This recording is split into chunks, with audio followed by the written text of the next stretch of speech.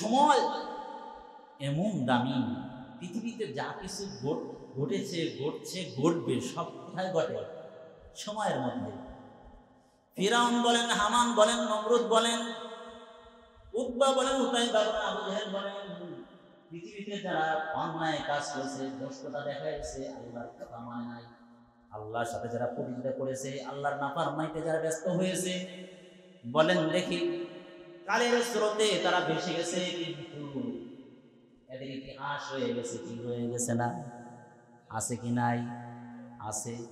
আমার ভাইরা, বোঝা গেল সময় এমন একটা দামি জিনিস, সময় মানুষকে দামি বানায় দেয়, সময়ের কারণে মানুষ দামি হয়ে যায়। আর সময় না পাওয়ার কারণে, সময়ের কারণেই মানুষ বেদামি হয়ে যায়। কিভাবে হয়ে যায়? আমার ভাইরা, খুব মনোযোগ দিয়ে দিলের কান দিয়ে আমরা শুনি। এই পৃথিবীতে মানুষ আসার মাধ্যম হলো, আমরা দুনিয়ায় যে আসি বাবা এবং মার মাধ্যমে আসি। পৃথিবীতে মানুষ আসার আল্লাহ পাক তরিকা চালু করেছিলেন চারটা, মানে চারভাবে পৃথিবীতে মানুষ পাঠাইছেন। একটা হলো মা নাই বাবা নাই, আদম পয়গম্বরকে সরাসরি কুদরতি ভাবে তৈরি করলেন, তার বাবা নাই মা নাই। হাওয়া আলাইহিস সালামকে একটা জীবিত মানুষ থেকে, আদম থেকে, অর্থাৎ পুরুষ মানুষ থেকে হাওয়া তৈরি করলেন। তিন নম্বর তরিকা হলো আল্লাহ তাআলা কি করলেন? স্বামী ছাড়া, পুরুষ ছাড়া তৈরি করলেন। হযরত ঈসা পয়গম্বরকে মারিয়াম থেকে তৈরি করলেন।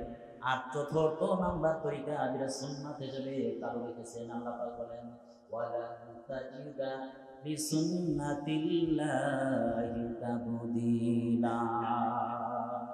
আল্লাহ পাক তার নিয়মের ব্যতিক্রম করেন না। সেটা বাবা মার মাধ্যমে দুনিয়ায় মানুষকে সাপ্লাই দিচ্ছেন, এমন পর্যন্ত এই নিয়মেই আল্লাহ পাক চালাবেন। বাকি তিনটা নিয়ম যে আগে চালাইছেন, ওটা হলো মানুষকে দেখাইছেন যে বাবা মা ছাড়াও আমি পারি, কত বড় ক্ষমতাওয়ালা। বাবা ছাড়াও পারি, স্বামী ছাড়াও পারি, স্ত্রী ছাড়াও পারি, এবং কি পুরুষ থেকে মানুষ তৈরি করতে পারি, এটা দেখাইছেন। আমার ভাইয়েরা, এই পৃথিবীতে মানুষ যে আমরা আসি, এই মানুষ আসার, মানুষ বিভিন্ন ভাবে আসে। এই পৃথিবীতে যতগুলো মানুষ আসছে, মানুষ আসার জন্য কি লাগে? বাবা এবং মা লাগে। বাবা মা ছাড়া মানুষ আসতে পারে না। আমার ভাইরা, এটারও কিন্তু আল্লাহ পাক যেভাবে যা চাইবেন ওইভাবে আল্লাহ পাকের চাওয়াটাকে নিজের প্রাধান্য দিতে হবে। এক সময় কি করতো? জন্ম নিয়ন্ত্রণ, মানুষ এটাকে দর্শনীয় মনে করতো, কিন্তু এখন এটা পাপই মনে করেন, গুনাই মনে করেন। এক সময় আমরা ছোটবেলায় শুনেছিলাম, ছেলে হোক মেয়ে হোক দুটি যথেষ্ট, বলতো কি বলতো না?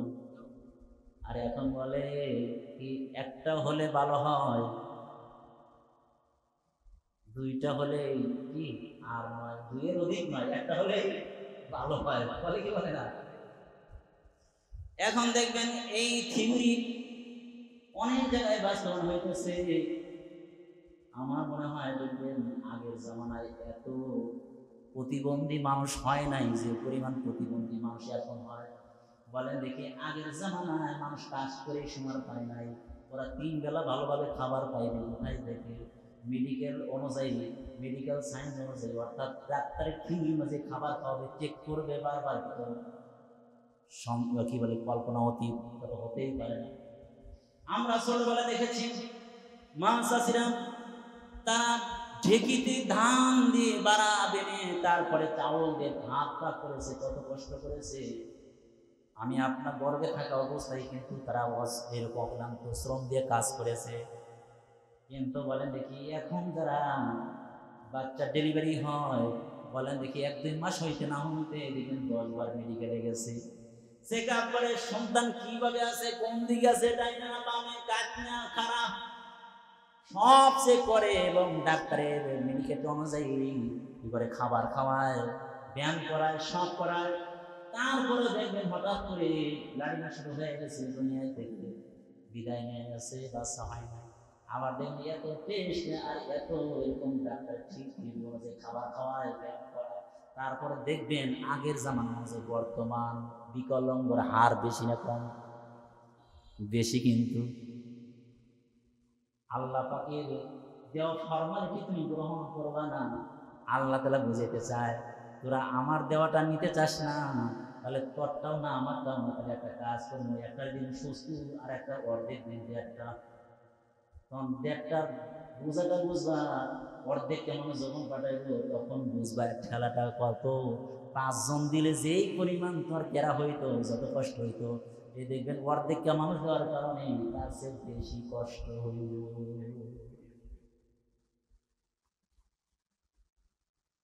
দেখেন বর্তমান যারা ইতিপূর্বে বা যখনই যে দেশে, এই যে যারা আমাদের দেশে বাংলাদেশে যারা বড় বড় দায়িত্বে আছে, এরা কি সবাই কি ছোট ছোট ছেলে? সবাই কি ছোট ছেলে? বড় আছে না, বড় মেজো সেজো আছে না? আমি এরা যদি সবই আটকা ফেলতো তাহলে কি এরা এই জায়গায় আসতে পারতো? বুঝাইতে চাইলাম। যাই হোক, আমার মাসআলার উদ্দেশ্য হলো কোনটা, এই পৃথিবীতে মানুষ যে আসে, এই আশা দেখেন মানুষ আসলে একটা বাচ্চা সুস্থ অবস্থায় আসছে দুনিয়ায়, যে অবস্থায় সুস্থ অবস্থায় আসছে, এসে এই বাচ্চাটা এক মুহূর্ত টাইম পায় নাই, এক মুহূর্ত টাইম পেল না, এখন মরা অবস্থায় দুনিয়া আসলো।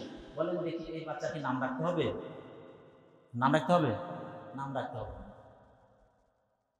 কারণ এই বাচ্চা দুনিয়ার জীবন পায় নাই, এক মিনিট টাইম পায় নাই, এই জন্য বাচ্চারা নাম রাখতে হবে না। কি করতে হবে না? নাম রাখতে হবে। জানাজা করতে হবে না? জানাজা করতে হবে না। জানাজা দাফনটা ওইভাবে করাইতে হবে যেরকম ভাবে একজন হায়াত পাওয়ার পরে মানুষ মারা গেলে স্বাভাবিকভাবে যেভাবে দাফন করায় এইভাবে না, স্বাভাবিকভাবে কাপড় দিয়ে এটা কি করবে, স্বাভাবিকভাবে তার শরীয়ত মতো গোসলও নাই, জানাজাও নাই, দাফনও নাই, এমনি একটা জায়গায় গর্ত করে দিবে। কিন্তু একটা বাচ্চা দুনিয়া জন্ম নিয়েছে, হাত নাই, পা নাই। আমাদের পাবনাতে একটা লোক ছিল, 2টা পা আছে, তার মধ্যে একটা পাও বিকলাঙ্গ, 2 হাত মোটেই নাই। তার নাম ছিল আব্দুল্লাহ। আমি নিজে আমাদের মাদ্রাসায় হুজুর আনছিলেন বয়ান করার জন্য, তাকে দেখার জন্য। মানুষ এত হুমড়ি খেয়েছে, পেপারে লেখা লিখেছিল, আসলে না দেয় না, অনেক আগের কথা।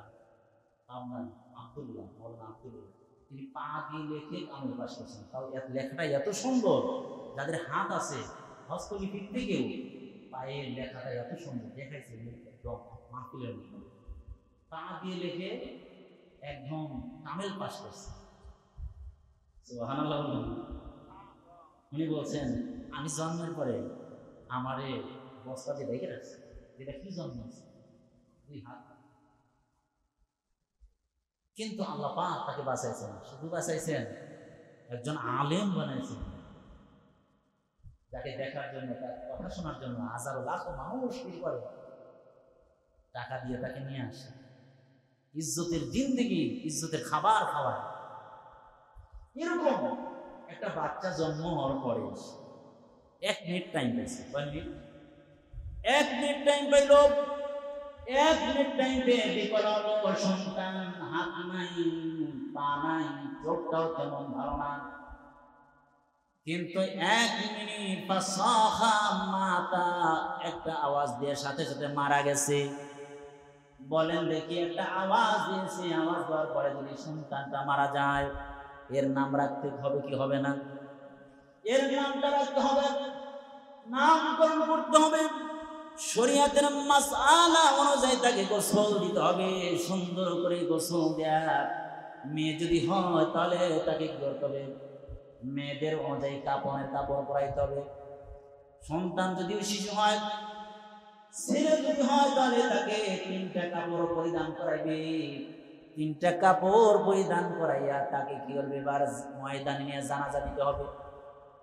আমার ভাই বলেন দেখি, যেই লোকটা 60 বছর 70 বছর হায়াত পাইয়া দুনিয়া থেকে চলে গেল, ওই ব্যক্তির জানাজার শরীক হইয়া যখন দোয়াটা পড়ি, বলেন দোয়াটা কি করি? আল্লাহুম্মা গফির লি হাইয়িনা ওয়া মাইয়িতিনা ওয়া শাহিদিনা ওয়া গায়িবিনা। আল্লাহর কাছে দোয়া করি, যত বড় আলেম হোক না কেন, যত বড় পিসাব হোক না কেন। আমরা দেখেছি মুফতি আমিনের জানাজায় লক্ষ লক্ষ আলেম এরকম মানুষ হয়েছিল। শেখুল হাদিস আল্লামা আজিজুল হক রহমাতুল্লাহি আলাইহির জানাজায় লক্ষ লক্ষ মানুষ হয়েছিল। হাফিজি হুজুরের জানাজায় লক্ষ লক্ষ মানুষ হয়েছিল। আমার ভাইরা, তারপরেও কি অন্য কোনো দোয়া পড়ছে নাকি এই দোয়াটাই পড়ছি? আল্লাহুম্মা গফির লি হাইয়িনা, আল্লাহ আমরা আমাদের জীবিত যারা আছে তাদেরকে মাফ করে দাও, আমাইয়িতিনা আমাদের মৃত্যুদেরকেও মাফ করে দাও, আল্লাহরেও মাফ করে দাও। সুপারিশ করতেছি কিনা? বলে গায়িব ওয়া শাহিদিনা ওয়া গায়িবিনা, আল্লাহ যারা এখনো কি নাই, উপস্থিত হয় নাই, তাদেরকেও মাফ করে দাও, যারা উপস্থিত আছে তাদেরকেও মাফ করে দাও। মুসানা ওয়া যাকারিনা ওয়া মুসানা, পুরুষদেরকেও মাফ করে দাও, মহিলাদেরকেও মাফ করে দাও। কি করতে হয় তাহলে? আল্লাহর কাছে দোয়া করতে হয়, আল্লাহ যত বড় পিসাব হোক না কেন, যত বড় মুফতি হোক না কেন, যত বড় আলেম হোক না কেন, তার জন্য আল্লাহর কাছে জানাজায় দাঁড়াইয়া তার জন্য দোয়া করতে, আল্লাহ তারে মাফ করে দাও। কিন্তু বাচ্চা একদম দুর্বল, হাত নাই পা নাই, তার চক্ষুটাও ঠিক মতো নাই, দেহ অবয়ব ভালো না, বিকলাঙ্গ এমন সন্তানটাও যদি 1 মিনিট হায়াত পেয়ে যায় আর মৃত্যুবরণ করে, পরে 3টা কাপড়ের কাপড় দিতে হবে, গোসল দিতে হবে। এমনকি মসজিদের ইমাম সাহেব ডেকে, মানুষদেরকে ডেকে জানাজার নিয়ম অনুযায়ী জানাজা দিতে হবে। কিন্তু এই ছোট্ট বাচ্চার জানাজায় 1 মিনিট যে হায়াত পেলে তার জানাজার দোয়া কিন্তু ভিন্ন রকম। আল্লাহর কাছে এবার সবাই দোয়া করে আল্লাহরে মাফ করে দাও, কিন্তু এবার এই বাচ্চার সামনে আমরা দোয়া করি আল্লাহুম্মা জাআলহা লানা, আল্লাহুম্মা জাআলহু লানা ফারতা। আল্লাহ এরে আমরা পাঠাইলাম আগে, আমরা প্রতিনিধি হিসাব পাঠাইলাম, আল্লাহ আগে আগে পাঠাইলাম, তুমি নিয়ে গেলাম। আল্লাহুম্মা জাআলহু লানা আজরান ওয়া গুফরা। আল্লাহ এদেরকে, এই সমস্ত বাচ্চাকে কিয়ামতের ময়দানে জাফিরা হিসেবে রেখে দিও, তোমার গোডাউনে রেখে দিও, শাফিউ মুশাফফা। কিয়ামতের ময়দানে যেন এদেরকে আমাদের জন্য সুপারিশকারী বানায় দিও। এর জন্য দোয়া না, দোয়া করতেছে আমার জন্য, আল্লাহ এ তো জান্নাতে যাবে, এর মাধ্যমে আমাকে সুপারিশকারী বানায় দাও, আমি যেন আর রাসূলে জান্নাতে যেতে পারি। সুবহানাল্লাহ।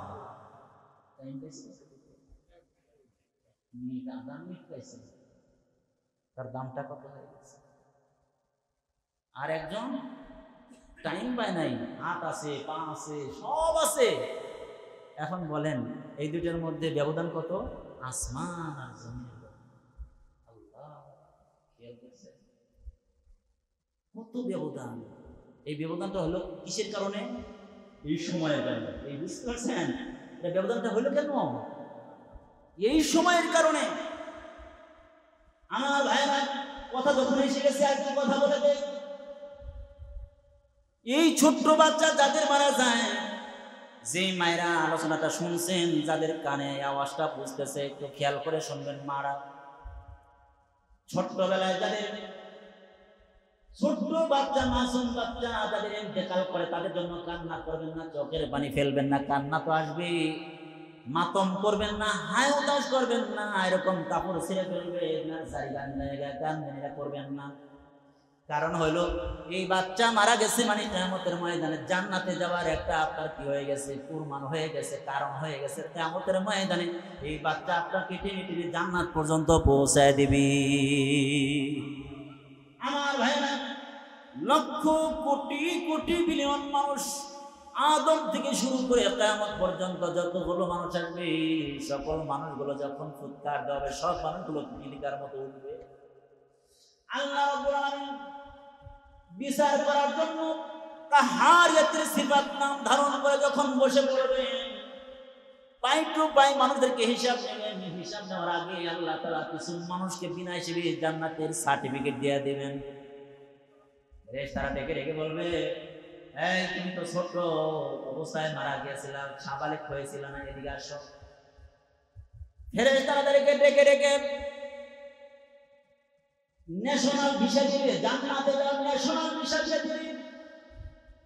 এই বিষয়টা জান্নাতের বিষয় পাইয়া এই ছোট্ট বাচ্চা তখন আর ছোট বাচ্চা থাকবে না, বড় হয়ে যাবে, 30 বছরের যুবক হয়ে যাবে। এই বাচ্চাটা ন্যাশনাল কার্ড পাইয়া ন্যাশনাল কার্ডটা নিয়ে ময়দানের মধ্যে জান্নাতের মধ্যে দৌড়াদৌড়ি করবে। তখন ফেরেশতারা বলে, দৌড়াদৌড়ি করো কি লেগে? তোমার জান্নাতে যাওয়ার জন্য বলছি, জান্নাতে যাও। তখন ওই ছোট বাচ্চা ডেকে বলবে, জানো না তোমরা, যার কারণে আমি এত দামি হয়েছি, একটু হায়াত পেয়েছিলাম, 1 মিনিট হায়াত পেয়েছিলাম, যার ছিল, যার কারণে 1 মিনিট হায়াত পাইলাম, ওই মা বাবারে তো আমি খুঁজতেছি, আমি দৌড়াই তুমি জানা, ওই মা বাবারে আমি খুঁজছি, খুঁজে খুঁজে যতক্ষণ পর্যন্ত মা বাবারে না পাবো, ততক্ষণ পর্যন্ত আমি একা জান্নাতে যাব না। তাহলে 1 মিনিট হায়াতের দাম। আমার ভাইয়া, এটা মাসালা বললাম, একটা হাদিস শোনাই দেবার। আল্লাহ নবী, বিশ্ব নবী রাহমাতুল লিল আলামিনের দরবারে একজন সাহাবা আসলেন, যার নাম হলো তালহা ইবনে উবাইদুল্লাহ।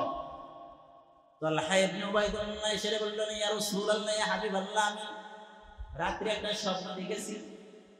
কি স্বপ্ন দেখেছো তুমি বলো? তখন বলে, ইয়া রাসূলুল্লাহ, ইয়া হাবিবাল্লাহ, আপনার স্মরণ আসেনি অমুক জায়গায় অমুক গোত্রের 2 জন লোক এসেছিল, আপনার হাতে কালেমা পড়ে বায়াত হয়ে মুসলমান হয়ে গিয়েছিল। ওই 2 জন লোকের একজন লোক আল্লাহর দ্বীন এই পৃথিবীর জগতে বাস্তবায়ন করার জন্য, ইসলামকে সমন্বিত করার জন্য, গোটা পৃথিবীতে আল্লাহর দ্বীনকে পৃথিবীর জগতে কায়েম করার জন্য জীবনটা দিয়ে তাজা রক্ত দিয়েছে, শাহাদত বরণ করেছে। আর এই যে 2 জন লোক মুসলমান হইল, একজন হইল 1 বছর আগে শাহাদত বরণ করেছে, আর একজন ব্যক্তি 1 বছর হায়াত বেশি পেয়েছে, এরপরে মারা গেছে। এরপরে আমি স্বপ্ন দেখলাম, এই 2 জন ব্যক্তি সহ আমি তালহা ইবনে উবাইদুল্লাহ, এই 3 জন ব্যক্তি আর ওই গোত্রে 2 জন ব্যক্তি যারা আপনার হাতে মুসলমান হয়েছিল, এই 3 জন ব্যক্তি একবারে জান্নাতের সদর গেটে দাঁড়ানো অবস্থায় আমরা আছি। আমি স্বপ্ন দেখতেছি, স্বপ্ন দেখি জান্নাতের সদর গেটে দাঁড়ানো, ওয়েটিং অবস্থায় আছি। জান্নাতের গেটগুলো বন্ধ। দীর্ঘ টাইম দাঁড়া থাকার পরে হঠাৎ করে দেখলাম জান্নাতের গেটগুলো ওপেন হয়ে গেল, খুলে গেল। দেখলাম একজন ফেরেশতা এসে আমার ওই ভাই, 2 জন ভাই যে আছে, ওই 2 জনের মধ্যে যে ব্যক্তি